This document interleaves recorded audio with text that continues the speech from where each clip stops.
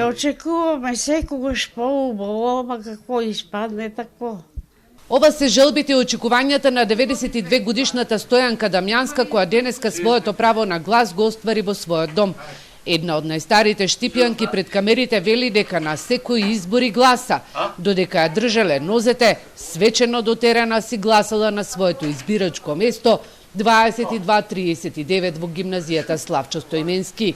Неколку куќи подолу, во Штипското мало Кадидаре, гласаше и нејзиниот сосед, на кого сопругата му помогна да гласа. Добро, добро. Па луѓе има многу инвалиди, не може да дојдат и вака дома ќе си гласат по негова воја, како сака, така. Гласањето на болните изнемоштени лица на секаде во земјава се одвива според здравствените протоколи. Членовите на избирачките одбори се со маски, визири и ракавици.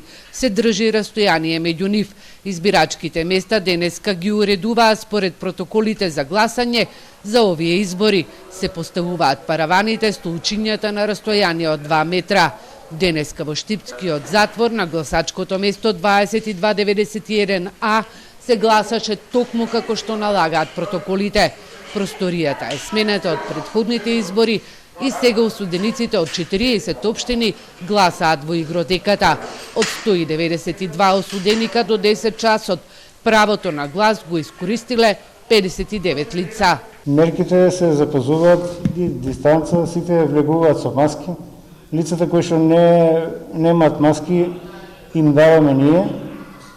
Дезинфекциони средства имаме доволно, значи раците се дезинфицираат на самото влегување, дури и на излегување. Маските и ракавиците ги менуваме според протоколот објавен од Министерството за здравство. Така да, мислам дека за сега сите мерки што се предвидени со Државната изборна комисија и Министерството за здравство се запазени во најдобар ред.